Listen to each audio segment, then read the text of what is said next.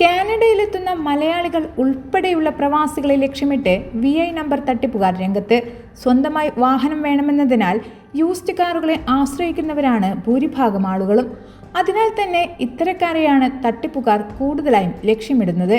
കാനഡയിൽ അധികവും മോഷ്ടിച്ച കാറുകളാണ് നിങ്ങളുടെ മുന്നിൽ യൂസ്ഡ് കാറുകളായി എത്തുന്നതും.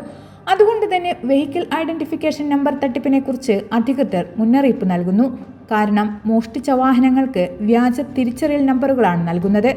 കാനഡയിൽ ഓരോ 8 മിനിറ്റിലും ഒരു കാർ മോഷ്ടിക്കപ്പെടുമെന്നതിനാൽ വാങ്ങുന്നവർ വിൽപ്പനക്കാരൻ്റെ ഐഡന്റിറ്റിയും കാറിനെക്കുറിച്ചുള്ള വിവരങ്ങളും കൃത്യമായി പരിശോധിക്കണമെന്ന് അധികൃതർ പറയുന്നു.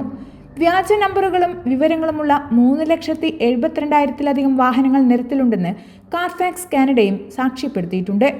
വ്യാജ VI നമ്പറിനെ കുറിച്ച് അറിഞ്ഞുകഴിഞ്ഞാൽ പോലീസിന് കാർ കണ്ടുകെട്ടാൻ കഴിയും. അതായത് നിങ്ങൾ പുതുതായി വാങ്ങിയ കാറും അതിനായി ചെലവഴിച്ച മുഴുവൻ പണവും നഷ്ടപ്പെടാം. അതിനാൽ VI നമ്പർ വളരെ കൃത്യമായി ചെക്ക് ചെയ്യേണ്ടത് ആവശ്യമാണ്.